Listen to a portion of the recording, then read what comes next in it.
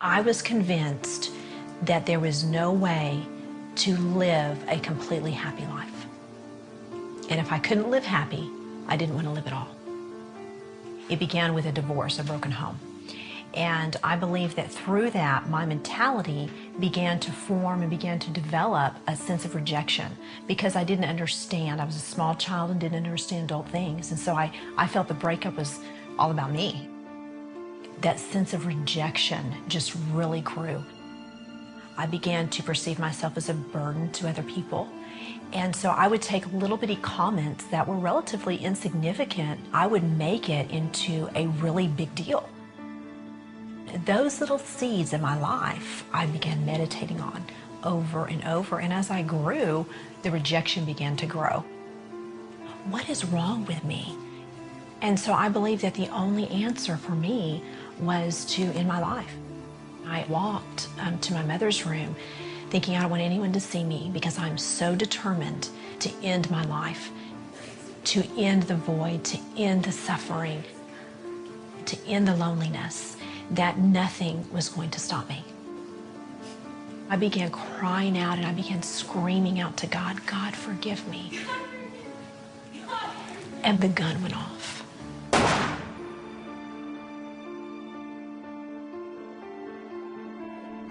My lungs began to fill up with blood. My ears, I began to become deaf, very slowly, faintly become deaf. My eyes became blind. My eyes were open and I became blinded, and I knew that death was gripping my soul. And then all of a sudden, I felt myself, my soul, leave my body, and I instantly began falling and falling.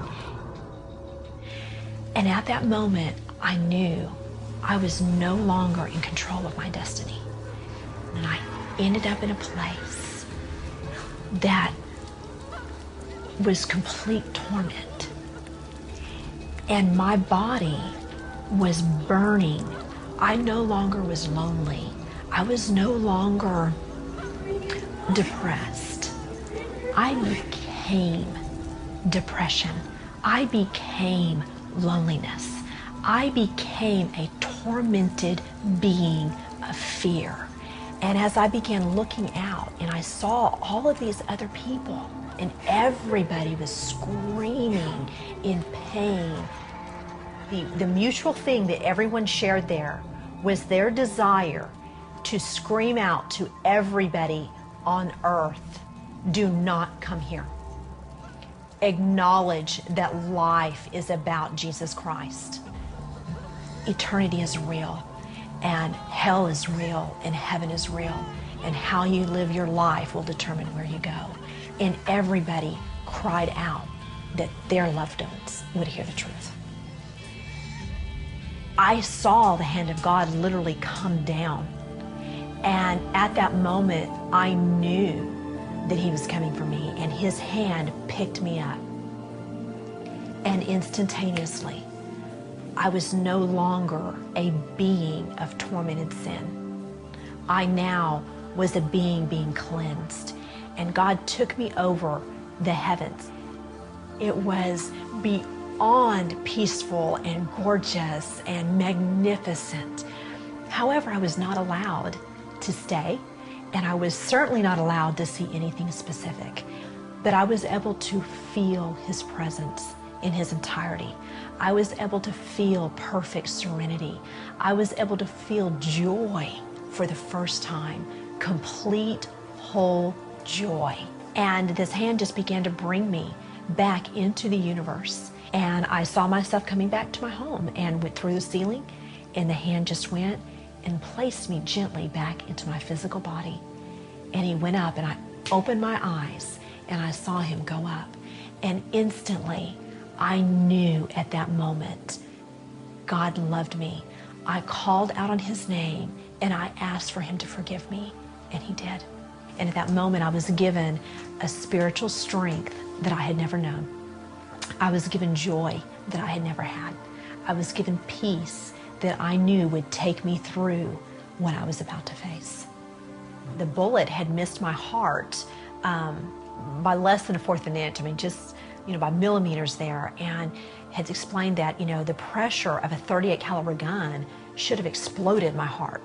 And they didn't understand that there was nothing wrong with me. They broke a few of my ribs, and that was all.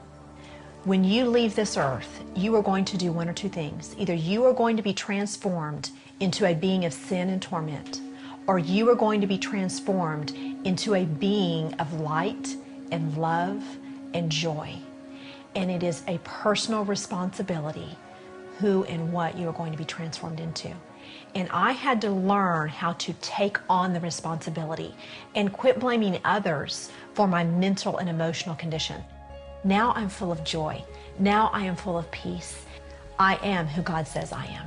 I am loved. I am adopted into the kingdom of Christ. God sees me that I am his child, and all that he has is mine.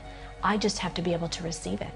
And I have to be able to recognize and replace my junk with his greatness.